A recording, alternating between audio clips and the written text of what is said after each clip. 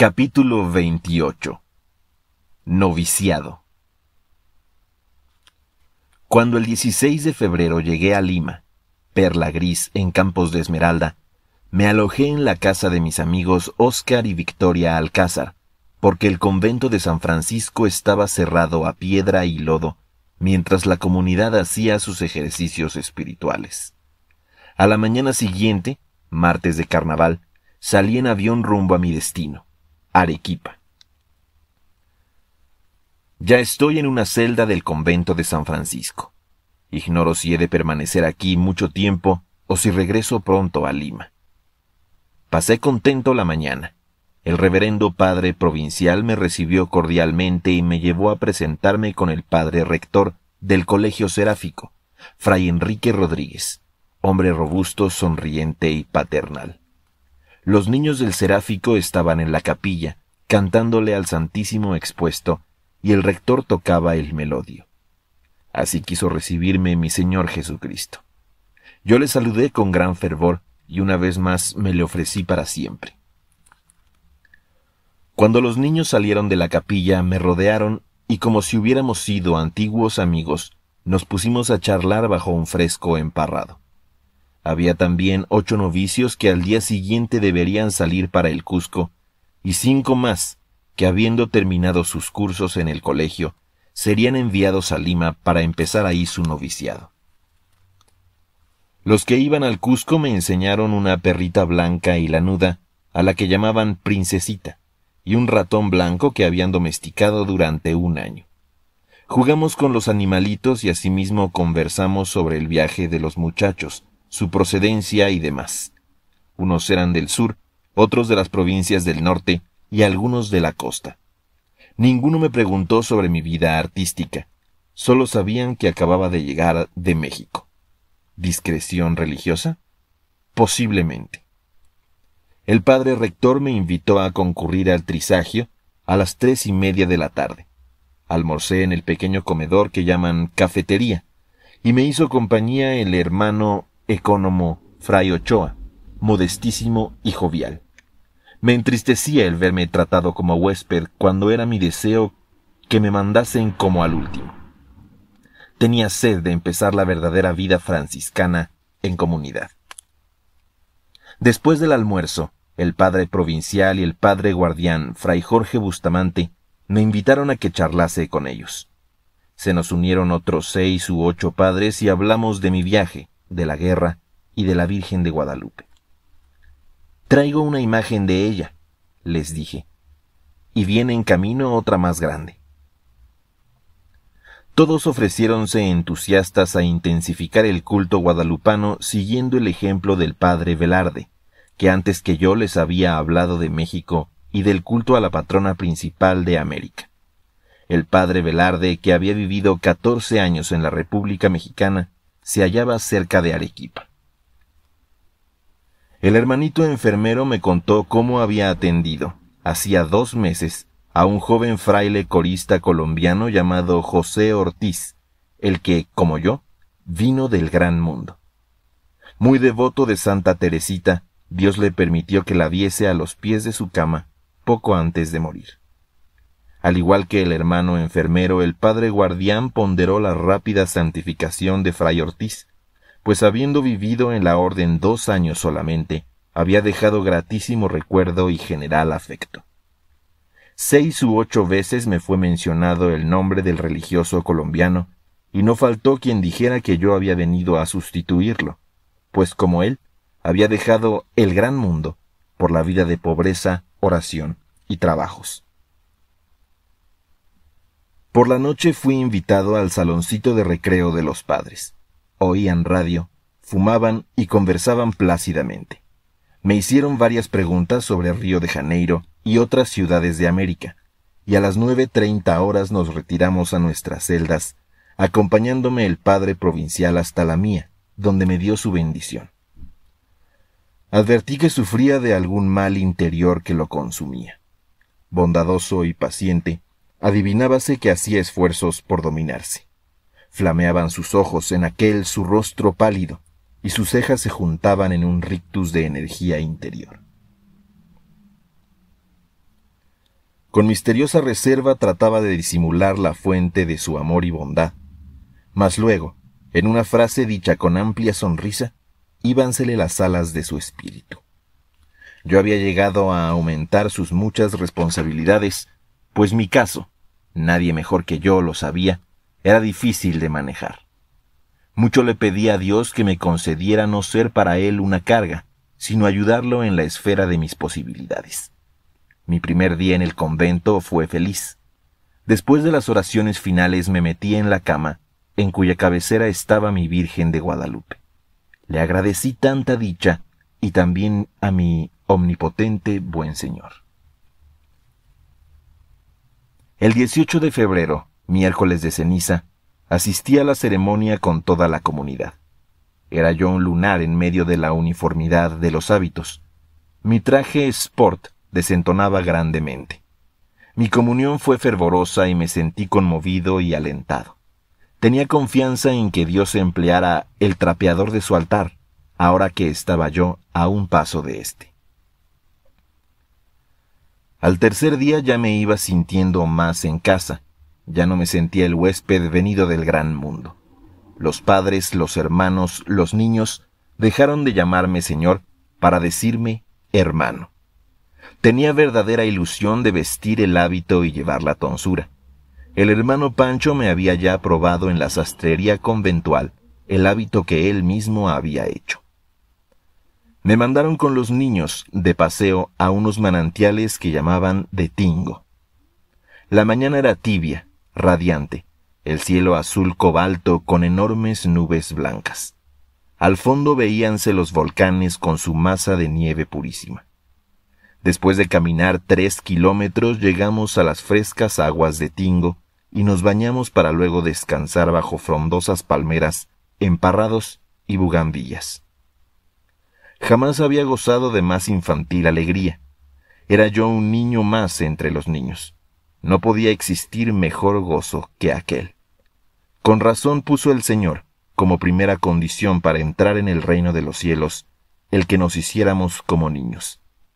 Y ahí, en aquel lugar, jugando, charlando, riendo y engullendo golosinas, todos éramos niños.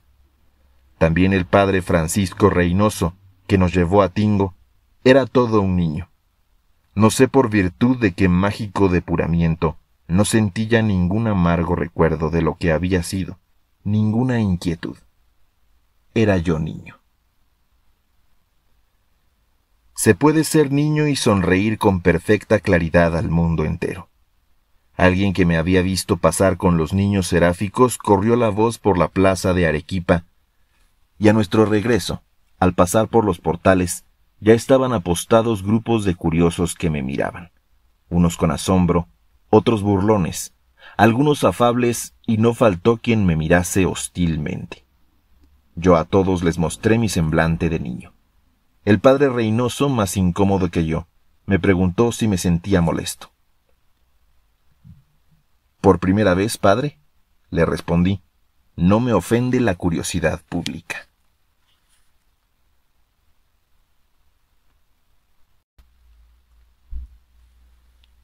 Había en el convento un padre paralítico, el cual había sido un gran predicador.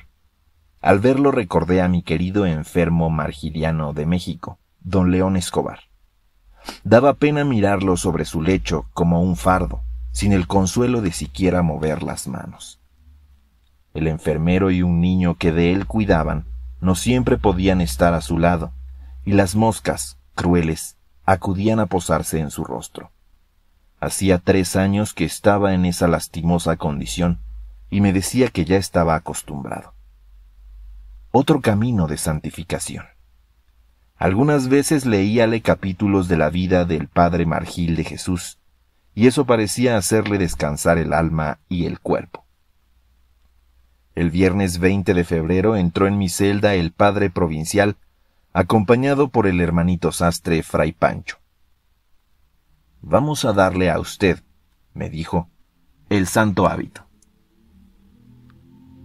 «¿Desea tener algún padrino?»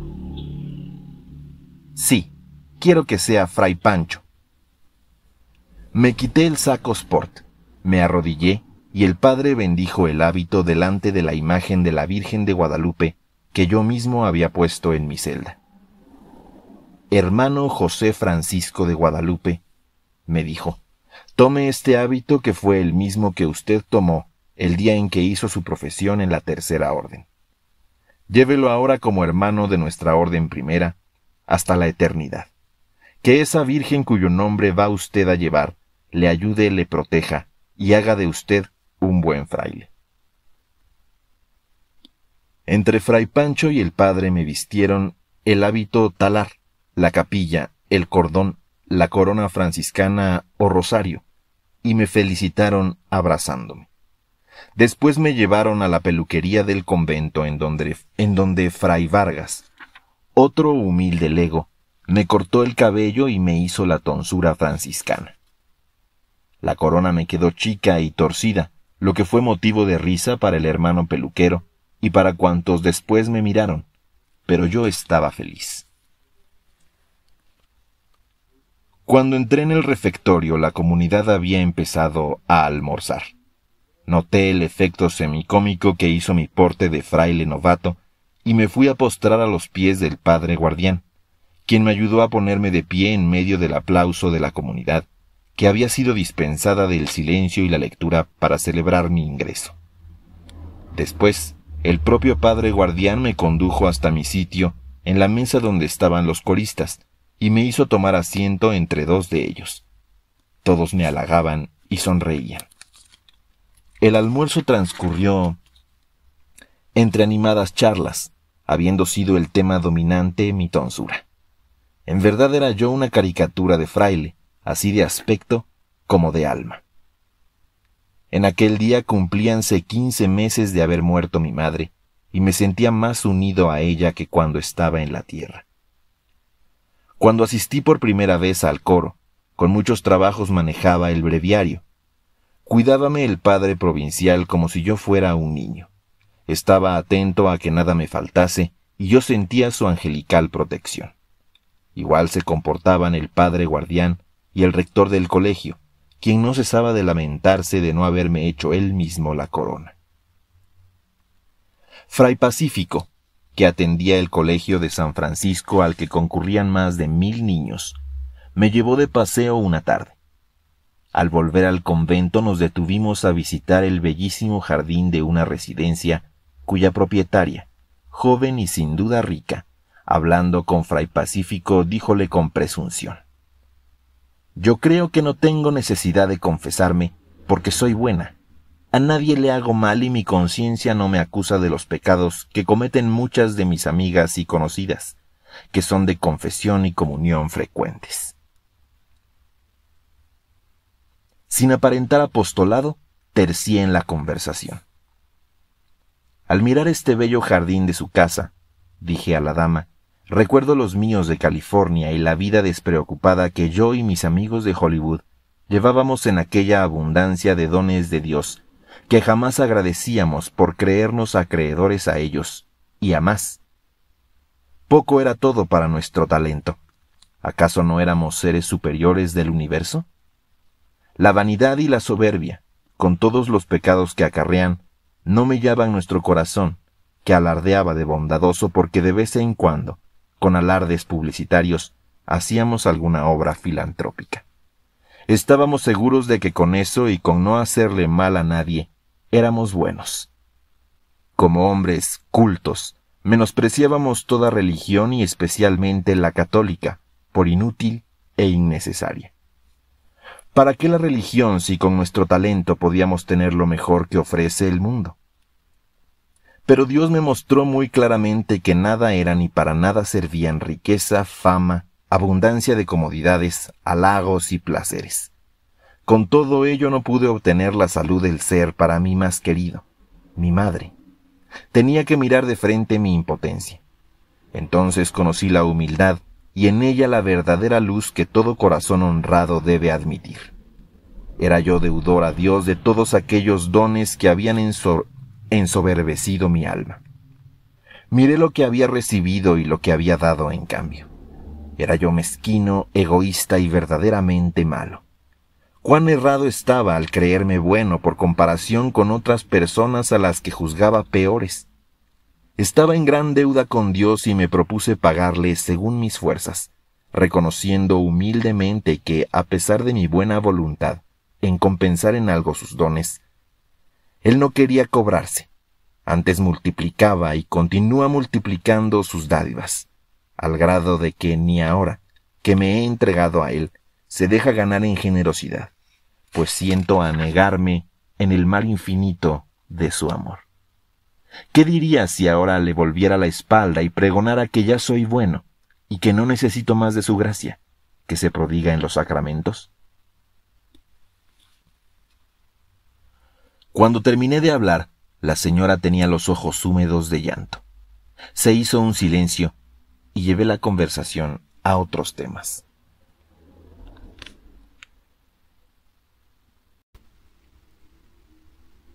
Una precaución instintiva me hacía tratar de evadir las masas. No quería complicarme la vida con nuevos afectos, nuevas amistades, ni hacer notoria mi actitud de reserva respecto a las gentes excitadas por sentimentalismos. No quería herir la vanidad o el amor propio de quienes se acercaban a mí efusivamente y advirtieran cierta seriedad en mi actitud. Gracias a Dios jamás detesté a mis admiradores cuando era artista en el mundo. Pero ahora tenía que evitar abrazos, miradas y sonrisas femeninas que pudieran despertar algo malo en mí. Pero ocurrió algo que me hizo cambiar radicalmente. El 22 de febrero el templo se llenó de curiosos. Se supo que en el cantamisa del padre Reynoso yo debería cantar los solos y motetes.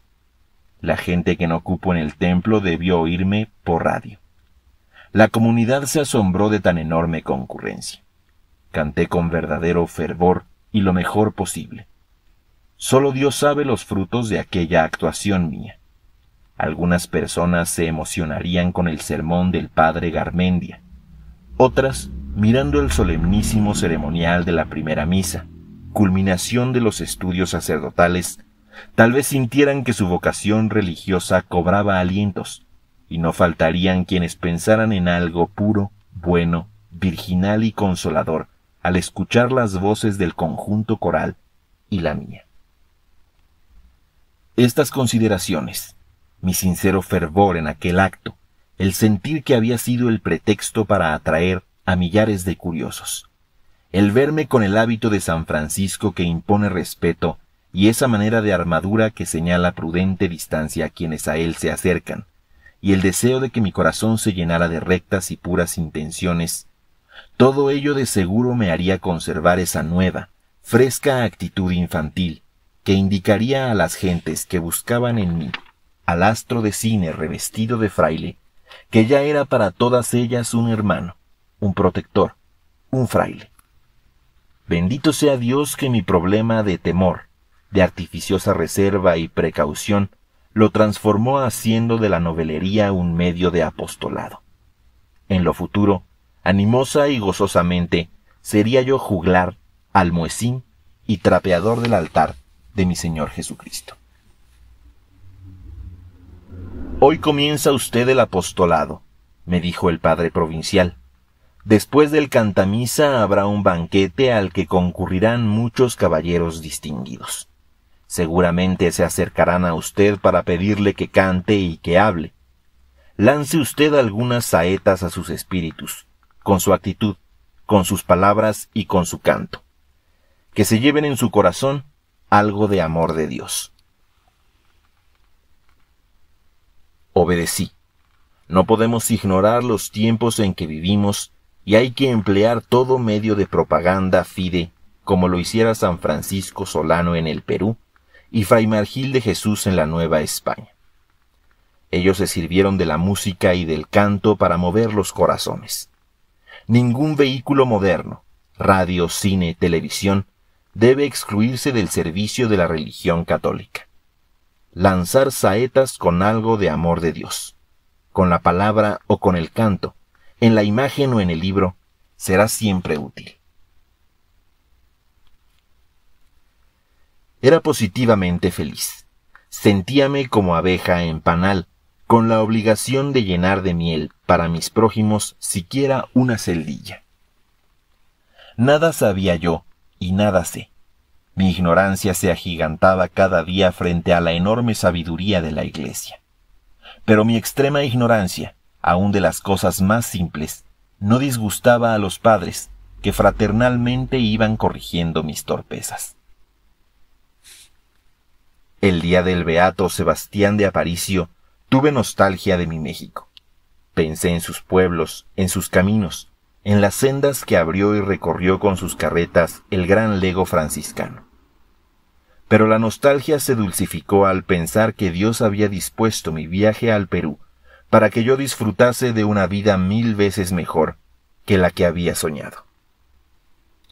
Cuando por primera vez recité en voz alta, en mi celda, el oficio llamado La Piísima, compuesto por San Buenaventura a la Virgen María, me sorprendí al hallar un himno que yo cantaba en la ópera de Massenet, El Juglar de Nuestra Señora. ¿Cómo gocé repitiéndolo?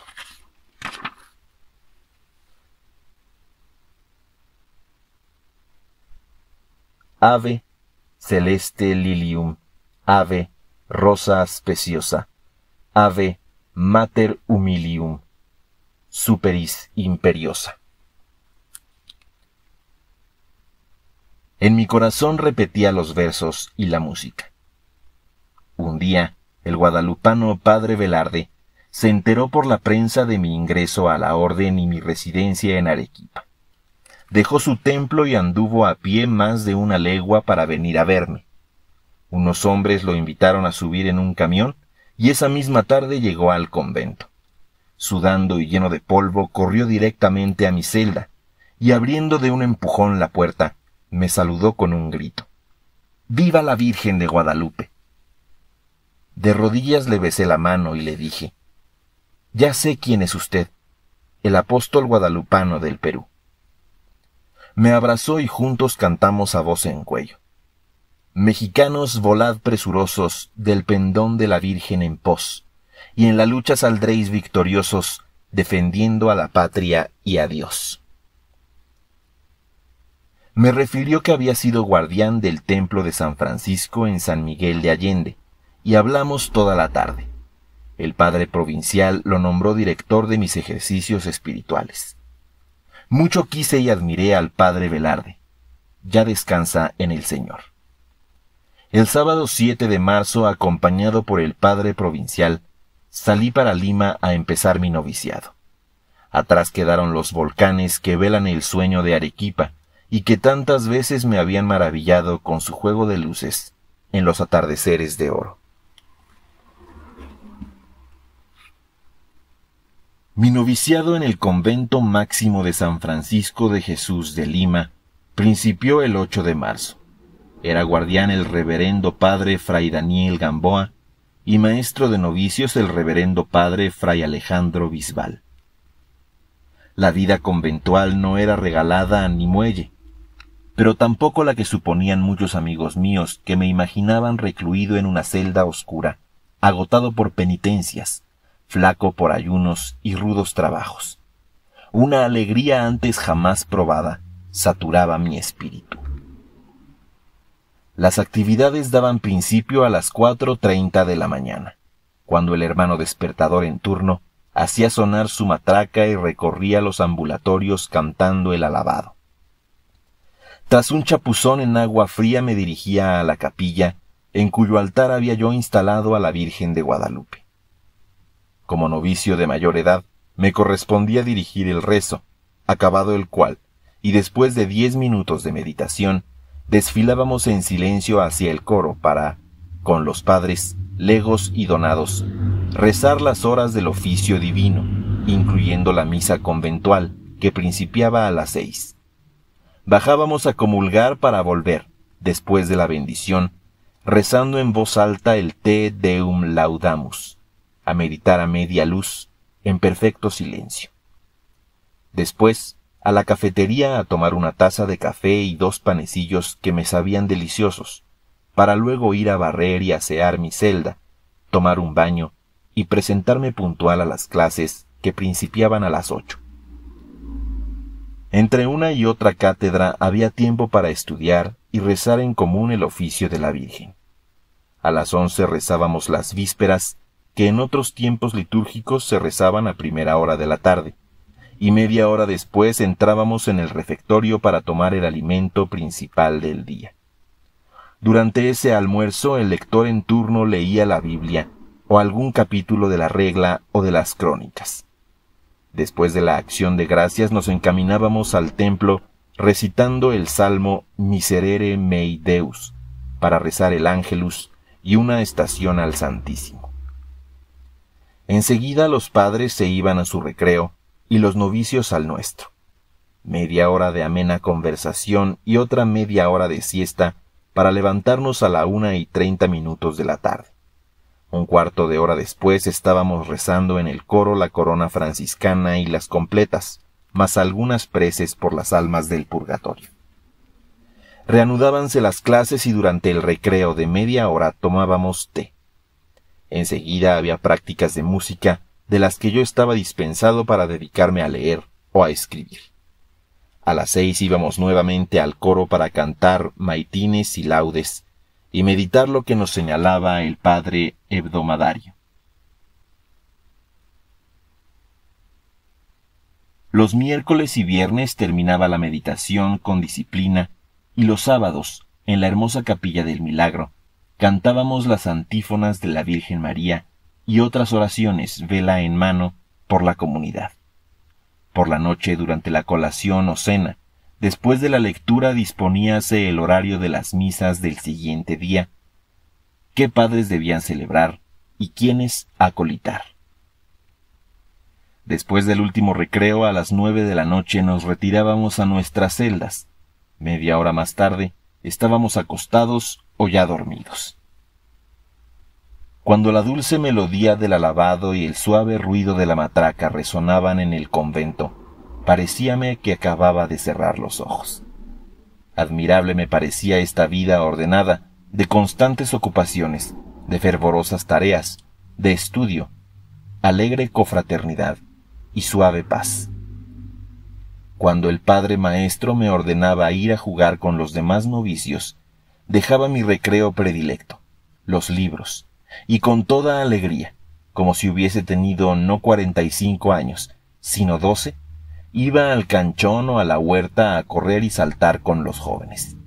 Entonces recordaba que en una tienda de California, especializada en animales domésticos y artefactos de jardinería, había visto una jaula llena de ratones blancos, dotada de un cilindro horizontal de lámina calada, dentro del cual metíase un ratón, que al moverse hacía girar el cilindro. El ratoncito, asustado o gustoso, trataba de correr e imprimía mayor velocidad al cilindro, hasta que, convencido de que su esfuerzo no llevaba a ninguna parte, jadeante saltaba fuera. Le pregunté al tendero la razón del cilindro giratorio y me informó que estaba comprobado que los ratones que se guardaban en las jaulas con cilindro vivían mayor tiempo, más fuertes y saludables. En el noviciado yo, el ratón mayor, sentíame fuerte y sano. Cuando me enviaban a la huerta o al canchón, hacía lo que los ratones blancos de California, girar en el cilindro de mi jaula. Nunca había gozado de mejor salud que entonces, ni de felicidad más perfecta.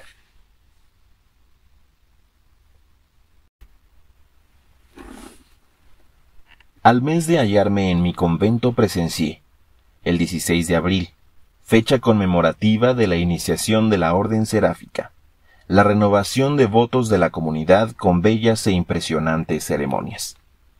Todos los religiosos se arrodillaron, vela en mano, cantando himnos frente al Santísimo Sacramento.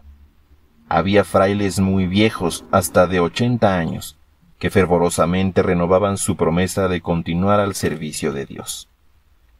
Era verdad que yo había llegado tarde, pero frente a Jesús sacramentado recordé la evangélica promesa, leída en México frente a la tumba de Fray Margil, de que igual paga recibe el que en la viña del Señor hace la faena de 1 hora, que el que hace la de 1 día. Como un niño, alegre y confiado, me acerqué a Cristo. Hacía un mes que en las breñas que obstruían la entrada al sendero de la vida religiosa, había dejado mi voluntad y abdicado de todo, para adelantarme a gozar el paraíso en la tierra. Muy lejos estaba de decir como San Francisco, tal es el bien que espero que en las penas me deleito. Pero ya conocía la paz, la alentadora alegría del caminante que no repara en el cansancio ni en los punzantes abrojos de la ruta con la ilusión de llegar a su destino. No es difícil la entrega cuando el alma está animada del profundo deseo y de la máxima sinceridad de ser toda para Dios, cuando consagramos a su voluntad la nuestra. Hasta el correr del lápiz sobre este papel se lo he encomendado a Él, y a pesar de que el instrumento es torpe y el cerebro ignorante, el acto es puro, completo y muy suyo. La verdadera liberación está en abdicar con humildad de toda soberbia, para descansar en la dulce ley de Dios. Alguien podrá alarmarse de que yo llame al noviciado religioso jaula de seguridad, porque nadie gusta de ver enjaulados a hombres nacidos para la libertad. Pero todos en el mundo vivimos en prisiones de diversos aspectos y medidas. El taller, la oficina, la ciudad, la propia habitación, el mundo entero nos parecen a veces jaulas de encierro. La vida es prisión que estimula el deseo de libertad colectiva. Pero hay diferencia entre sentir deseos de salir de una jaula y entrar voluntariamente en ella. El religioso no siente la claustrofobia que padece el recluso en un penal. Por el contrario, ama las altas bardas de su convento, su dulce retiro, que lo protege de los peligros y crueldades del mundo exterior. El convento es una pequeña colmena en cuya celda se trabaja constantemente, con las manos, con la inteligencia y el corazón, para Dios y el prójimo. Es un pequeño reino de fraternidad y sacrificio, desinterés y santidad. Y cuando en este reino se cuela alguno que no desea servir a Dios, sino vivir del trabajo de los demás, o brillar al amparo del prestigio de la Iglesia, o no soporta los pequeños sacrificios y pruebas a que se le somete, o su propia conciencia le hace imposible la vida, y pide salir del convento, Cristo y San Francisco son los primeros en mostrarle la puerta. Desde el año de 1937 conocía ya el templo de San Francisco de Jesús de Lima. Muchas veces había entrado en él, pero jamás me había detenido en el altar lateral, del lado del Evangelio, en el que se conservan las reliquias de San Francisco Solano, apóstol de América del Sur. Estas reliquias son puestas a la pública veneración el día 24 de cada mes, y entre lo primero que aprendimos los novicios, después de la música de las 7 palabras, fue un responsorio con música del padre Palomino para cantarlo en esa ceremonia. Formados en semicírculo frente al altar, llevando cada quien una vela, acompañados de nuestro maestro, presenciábamos el descubrimiento de las reliquias del gran misionero, para luego cantar el responsorio. A iniciativa mía, el padre maestro nos permitió hacer oración en la celda en que murió el santo, convertida hoy en capilla. Media hora de rezo y media más de meditación todos los viernes para rendirle culto al santo andariego, patrón de la obra vocacional, para ver de conseguir por su intercesión las vocaciones indispensables para que esta provincia franciscana de los 12 apóstoles, madre de todas las de América del Sur, recobre su esplendor. Yo llamaba y llamo a Francisco Solano mi santo, porque él fue artista y cantante. No recorrió las comarcas de Sudamérica tocando su mágico violín y cantando para atraer almas a Dios. Hice mía una oración que él compuso y recitaba en los caminos. ¿Qué tengo yo, Señor Jesús, que tú no me hayas dado? ¿Qué sé yo que tú no me hayas enseñado? ¿Qué valgo yo si no estoy a tu lado? ¿Qué merezco si a ti no estoy unido? Perdóname los yerros que contra ti he cometido, pues me criaste sin que yo lo mereciera y me redimiste sin que te lo pidiera. Mucho hiciste en redimirme, y no serás menos poderoso en perdonarme, pues la mucha sangre que derramaste y la acerba muerte que padeciste, no fue por los ángeles que te alaban, sino por mí y los demás pecadores que te ofenden. Si te he negado, déjame reconocerte. Si te he injuriado, déjame alabarte. Si te he ofendido, déjame servirte. Porque es más muerte que vida la que no está empleada en tu santo servicio.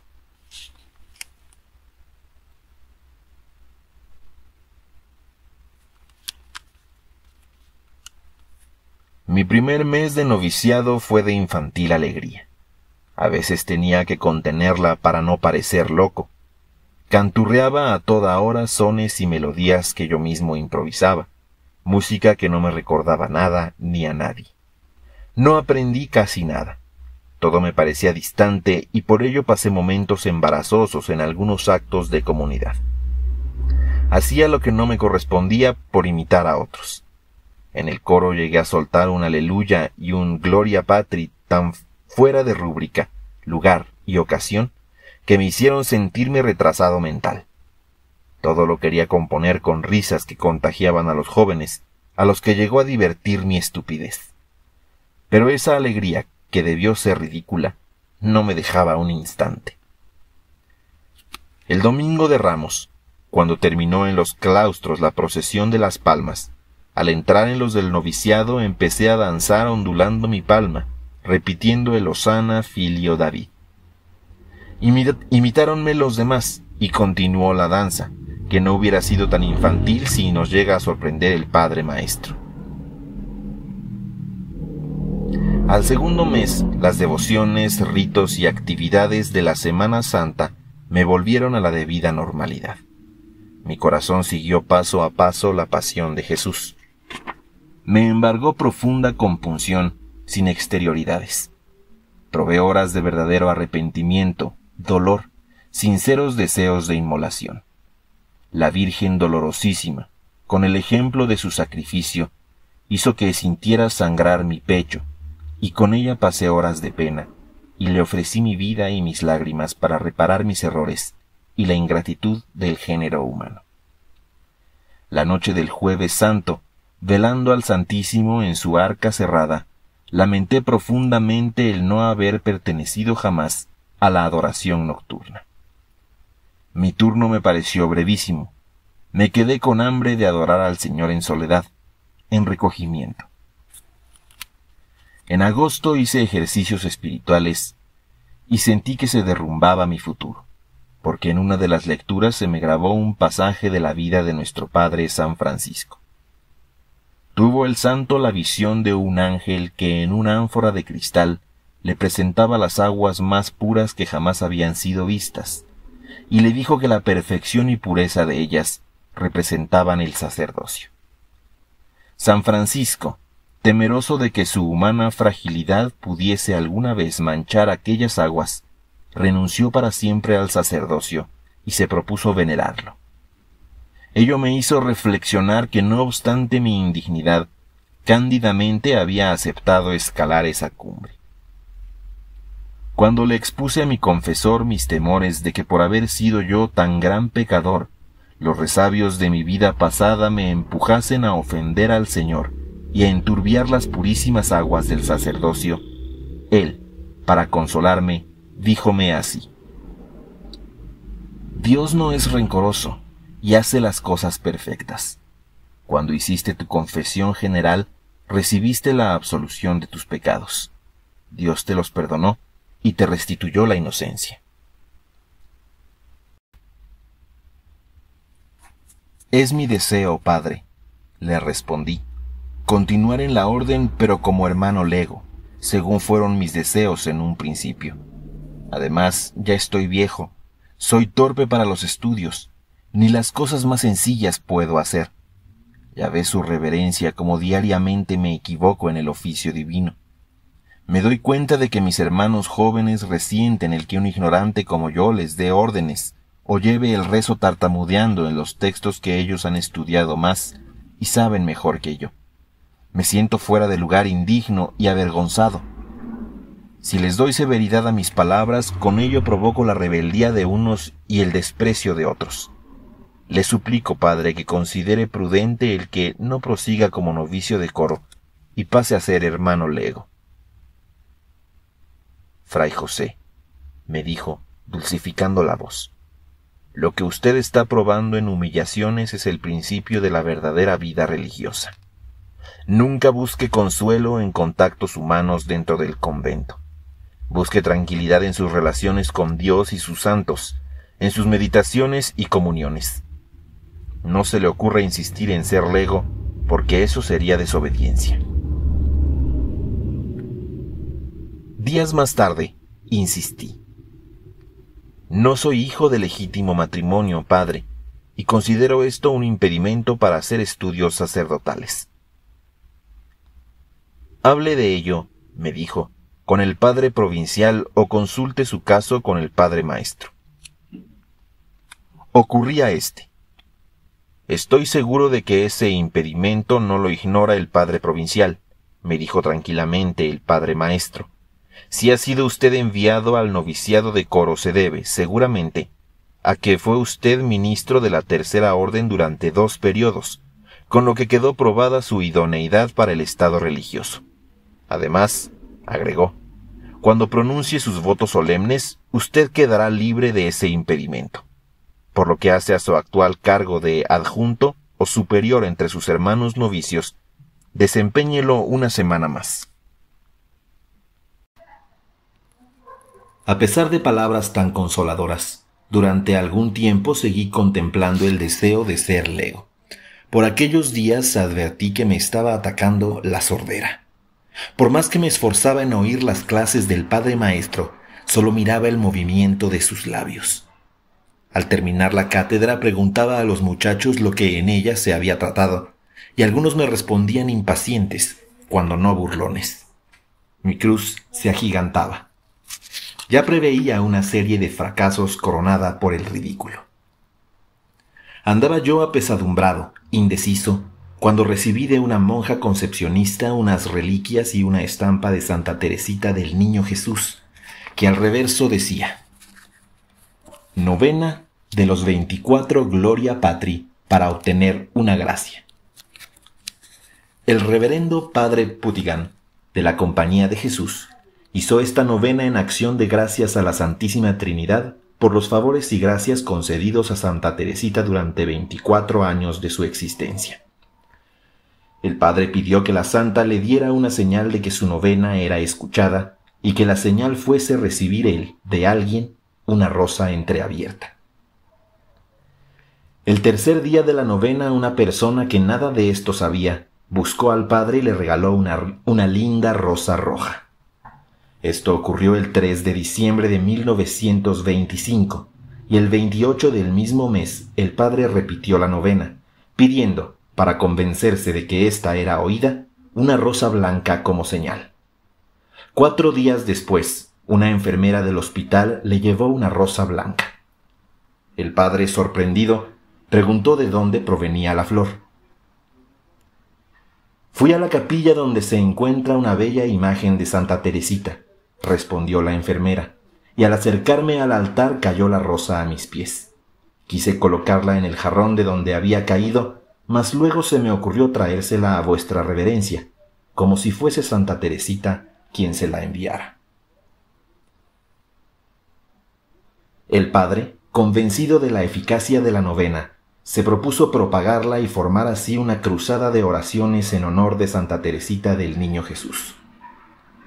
Las personas que deseen hacer esta novena, pidiendo una gracia, o por simple devoción a la Santa o a la Santísima Trinidad, pueden empezarla de preferencia el día 9 de cada mes, a fin de que terminen el 17, y de este modo se forme una bella comunión de oraciones.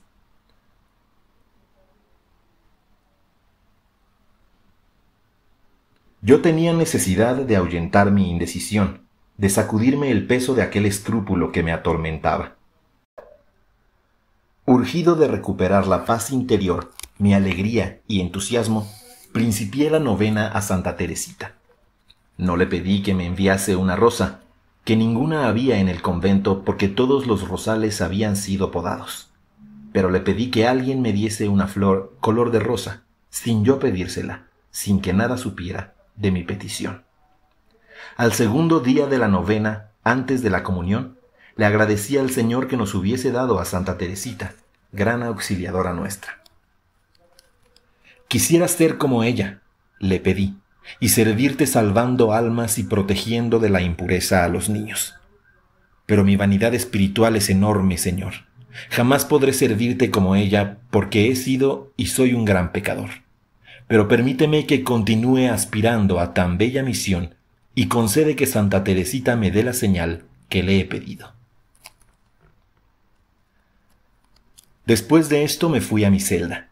Media hora después sonó la campana de la puerta del noviciado, y como yo era entonces portero, salí a abrir.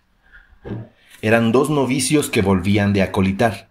Uno de ellos, el más joven, traía en la mano una rosa y un geranio del color que yo había pedido, y adelantándose a mí, me dijo: «Tenga, Fray José, lo que le traje».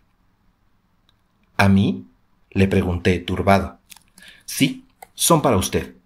Al pasar junto a estas flores en el jardín de San Francisco Solano, me dije: «Se las llevaré a Fray José». No pude hablar más y me fui deprisa a mi celda, donde caí de rodillas, llorando, frente a la imagen de Santa Teresita. Como aún entre los futuros soldados de Cristo hay quien no cree en estas ridiculeces de monjas y afeminadas aficiones a flores y novenas, solo les referí lo ocurrido en conversación a mi confesor y al padre Garmendia. Al novicio que me obsequió las flores le di las gracias, diciéndole que eran una señal que esperaba.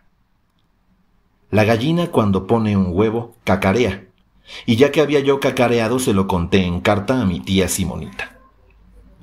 Poco después me entraron deseos de gritarlo a los 4 vientos porque, habiendo sufrido la humillación de los incrédulos y reflexionando que era yo un mentecato, me puse a pensar que a lo mejor todo había sido un autoengaño.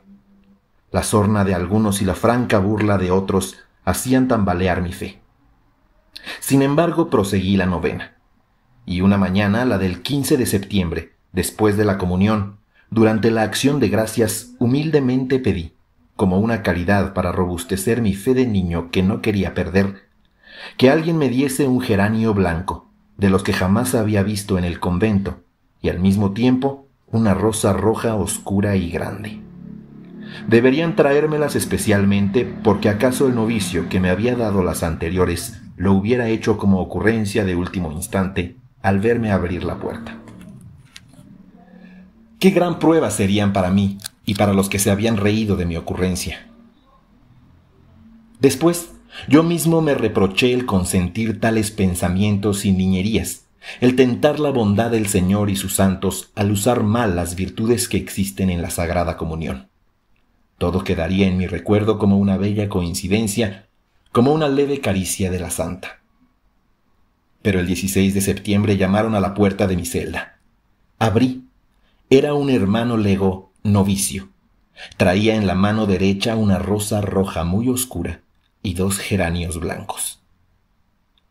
«Mire», me dijo, «en estas flores que le traigo está la bandera de México, verde en las hojas, blanco en los geranios y rojo en la rosa. Téngalas por ser hoy el día de la fiesta de su patria». El hermano se marchó mientras yo balbuceaba palabras de agradecimiento. Me quedé un momento de pie, temblándome la mano en que tenía las flores. El motivo patriótico me desconcertó. Estaba totalmente desligado de mi petición. Santa Teresita, con maravillosa delicadeza, había elegido el motivo patriótico y no el religioso que me hubiera hundido en otra duda, en la de que algún guasón me las hubiera enviado con el sencillo lego. Fui a la capilla y con las flores en la mano besé muchas veces el suelo y lloré. Al salir, el hermano que más burla había hecho del episodio de las primeras flores, pues el padre Garmendia lo había contado en el convento, Estaba junto a la puerta, me imaginé que espiando. ¿Habría sido yo víctima de una burla? Tuve un momento de indignación contra mí mismo por haber caído en la trampa. Pero me serené, y mostrándole las flores pensé decirle que aunque él no creyera en su significado, ellas respondían a mi petición, y que si todo había sido broma suya, su propia travesura había sido instrumento para afianzar mi fe. No tuve tiempo de decirle nada, pues al mostrarle las flores diciéndole, «Mire, hermano», como si viera en ellas algo repugnante, con brusco movimiento se alejó, mirándome como a un loco. De pronto descubrí lo valioso del elemento negativo en el corazón de aquel novicio. Gracias a él tenía entre mis dedos la prueba más rotunda de que Santa Teresita me ayudaba. Todo mi resentimiento se trocó en gratitud para el que con tan pequeña cruz había hecho que recibiera yo premio tan grande. Si algunos me consideraban alucinado, loco, no debía yo rechazar esa cruz, sino abrazarla.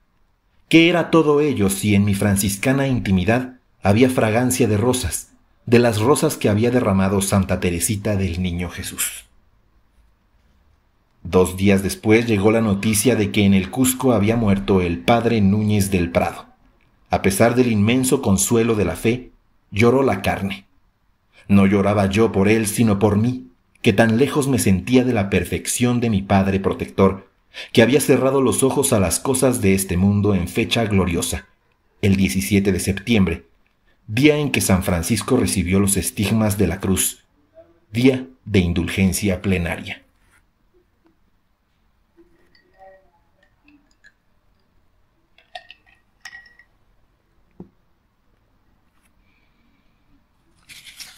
Corrieron los meses y llegó la noche de Navidad. Como a las 10, encabezados por el padre maestro de capilla, salimos de nuestras celdas alumbrados por velas y nos dirigimos al claustro mayor. Frente a la celda del padre guardián nos detuvimos y, provistos de sonajas, panderos y pitos, a una señal del maestro iniciamos un ritmo de zortzico. Un novicio empezó a cantar, sumándose su voz a las de todos. Sin perder el ritmo repetíase cada vez más fuerte la sencilla melodía. Ravel se inspiró en esta antigua idea del crescendo para componer su bolero, hasta que a panderazo limpio, palmas y sonoridad de castañuelas llegamos al fortísimo, supliendo el bombo con golpes sobre las puertas de las próximas celdas. Los solemnes padres salieron sonrientes, vela en mano, y sumáronse al grupo que alegremente recorrió los claustros cantando El Despierto, que durante años se ha cantado en la Navidad. Hasta los padres reumáticos nos siguieron cojeando. Había mucho de patético, de heroico, en la figura de los padres ancianos y enfermos. Cómo recordé al gran tapatío Fray Luis de Palacio, que acaso empleaban los últimos alientos de su vida loando al Niño Dios. La Virgen María esperando está, la estrella nos guía, vamos hacia allá. Los ángeles cantan, oíd el compás, gloria en las alturas y en la tierra paz. A las 10:30 entramos al coro para cantar los maitines solemnes con acompañamiento de órgano. Desde ahí miraba el nacimiento que yo había proyectado con gran entusiasmo para que fuese tan bello como los que en la Ciudad de México dispone el poeta Carlos Pellicer, o como los admirables de Salamanca, Guanajuato, pero que las opiniones de la comunidad, muy alto, muy chato, muy raro, muy lindo, muy malo, acabaron por transformarlo en verdadero nacimiento popular. Los hermanitos legos, el sacristán, el portero, aportaron sus ideas, señalaron lugares para las figuras, y con verdadero cariño para el Niño Dios, siguiendo el uso y la costumbre, le asentaron un buen golpe al don yo, como decía el padre Margil de Jesús, que por ahí andaba asomando la cabeza. Sinceramente aprobé aquel coscorrón al fraile Mojica, que deseaba recrearse en su nacimiento. Ahora la vaca y el borrico eran del tamaño del perro que estaba junto a San José. Los indígenas andaban revueltos con los árabes y las llamas con los elefantes, y fueron tantos los juguetes que hubo que agregarle al nacimiento un valle, sobre el cual, con carrizos y telas, formáronse los Andes. Pero cuando se habló de poner automóviles y una máquina de bomberos, por más esfuerzos que hice ya no pude aceptarlo, y logré convencer al hermanito Lego de que el ruido de las máquinas molestaría al niño Dios. Ahora sí es nacimiento, opinaron todos. En realidad era encantador. Fue recreo para chicos y grandes. Multitudes fueron a verlo. La personalidad muere en comunidad, pues a la propia iniciativa se enfrentan otras y acaba por predominar la del superior.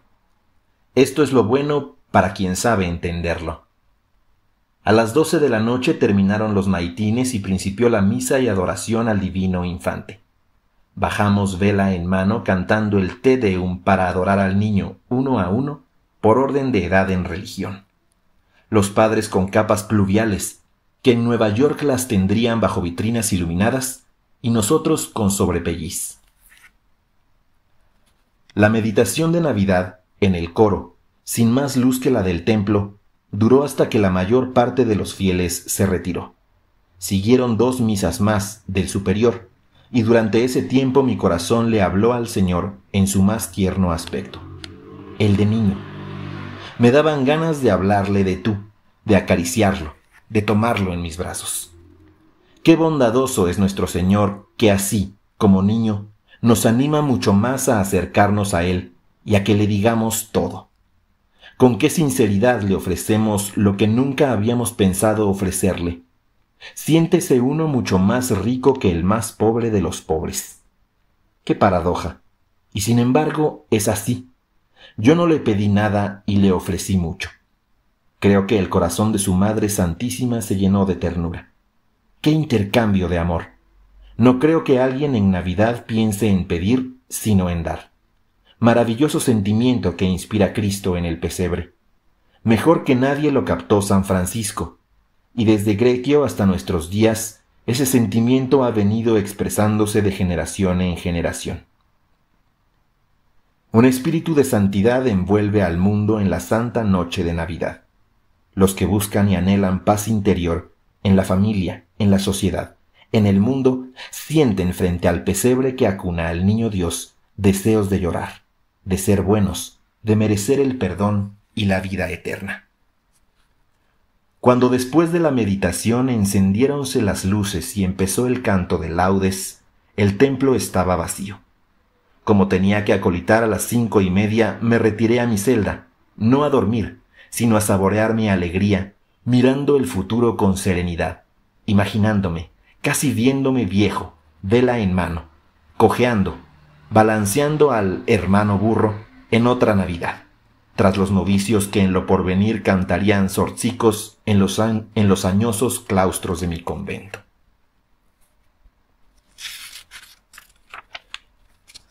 Mi noviciado llegó a su término. Después de 8 días de ejercicios espirituales que vivificaron mi alma, se confirmó mi vocación y la de otros 4 hermanos. El 9 de marzo de 1943, después de la misa y comunión de la comunidad, uno a uno nos acercamos al reverendo padre guardián Fray Daniel Gamboa, en cuyas manos puse las mías, proponiéndome tener en ellas mi corazón y que las del sacerdote fueran las de Cristo. Yo, dije con firmeza, Fray José Francisco de Guadalupe, hago voto y prometo a Dios omnipotente, a la bienaventurada y siempre Virgen María y a nuestro bienaventurado Padre San Francisco, a todos los santos y a vos, Padre, de observar la regla de los frailes menores, confirmada por el Papa Honorio III, viviendo en obediencia, pobreza y castidad. Después siguió el abrazo de la paz, que recibí de todos y cada uno. Durante la misa recordé a todas aquellas personas que habían contribuido para que yo le presentase al Señor mi humillado y contrito corazón. Mi madre, mi tía y madre espiritual Simonita, la madre de Fernando Colín, Jim Hocken, el padre Fray Bernardino Tepe de la Orden de Hermanos Menores, que había ofrecido por mi vocación los agudos dolores de la enfermedad que le causó la muerte. El reverendo padre Fray Juvenal Emanuel, OFM, que ofreció recordarme en la Santa Misa durante toda su vida, el reverendo padre Fray Agustín Obrecht, O.F.M., que me recibió en la Tercera Orden y me tomó bajo su protección. Mi confesor y director espiritual, reverendo padre Fray Félix Podlovsky, O.F.M. Mi confesor en San Miguel, señor cura José Mercadillo. El reverendo padre Rómulo Núñez, quien desde sus días de seminarista en el oratorio de los padres felipenses en San Miguel de Allende, ofreció por mí sus sacrificios, me nombró padrino de su ordenación y continuó alentándome. El excelentísimo señor obispo de León, don Emeterio Valverde Telles, que apoyó mi vocación y no dejó de escribirme y darme alientos. Mi querido padre Fray Antonio Núñez del Prado, O.F.M., y mi muy reverendo padre provincial, Fray Manuel Jesús del Carpio Salinas. Mi padre maestro Fray Alejandro Bisbal, que con paciencia ejemplar y verdadero amor me ayudó a llevar con facilidad el año de noviciado. Mi siempre comprensivo y paciente padre guardián, Fray Daniel Gamboa. Mi confesor durante todo el año de noviciado, Fray Buenaventura Escobar, tan sencillo y claro en su doctrina y consejos. Todos los reverendos padres y hermanos de la provincia, especialmente los coristas.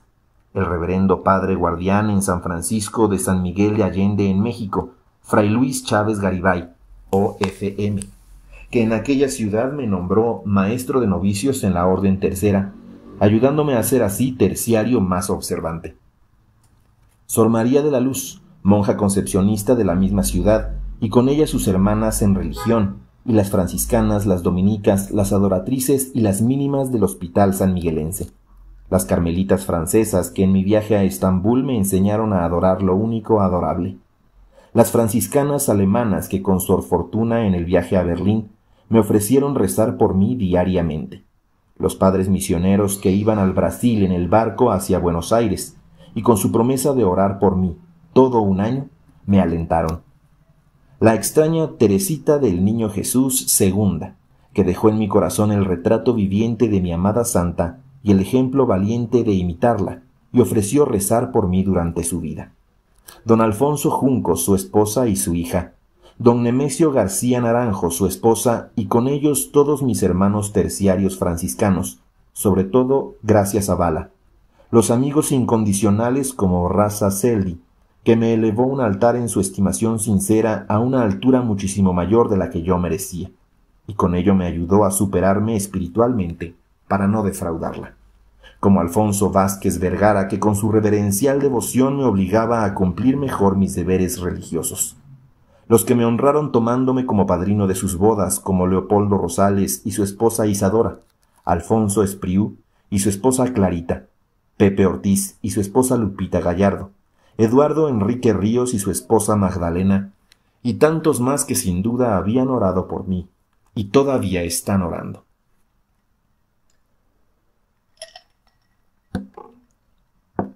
Después recordé a quienes de algún modo me habían hecho sufrir, ayudándome con ello a buscar al Señor. Y mientras más pensaba, más nombres acudían a mi memoria, de amigos, de parientes, de simples conocidos, de vivos y de muertos. Y qué insignificante me sentí y qué pequeña vi la vida que estaba ofreciéndole al Señor. Cuanto hiciera en el porvenir sería muy poco. Entonces le ofrecí a Dios y a mis semejantes la vida de mi alma, pues el amor de Dios y la vida que espero son iguales en eternidad. No deseaba que hubiera mezquinidad en mi ofrecimiento, sino dejar que Cristo viviera y obrara en mí. Había sepultado a Don Yo, cuyas obras en un religioso son muertas, en tanto que las de Cristo son vivas. Él me enriquecería, pues había llegado a su servicio con las manos vacías y deseaba presentarme en su reino con algo en ellas. Mi viaje de bodas con la dama Pobreza fue por mar, en la tercera clase de un barco que nos llevó de Callao a Mollendo. No gozaron de aquella luna de miel los que dudaron de las rosas de paz de Santa Teresita. Ella les mostró la puerta del convento. Ya el 20 de marzo me hallaba en Arequipa, en el colegio seráfico. La risa de los niños era como algarabía de pájaros. De allí me fui al Cusco, a la altísima ciudad de mis recuerdos, que abrazaba amorosa los restos mortales de quien con un abrazo fraternal me había entregado la paz que en vano había buscado, en los caminos del mundo.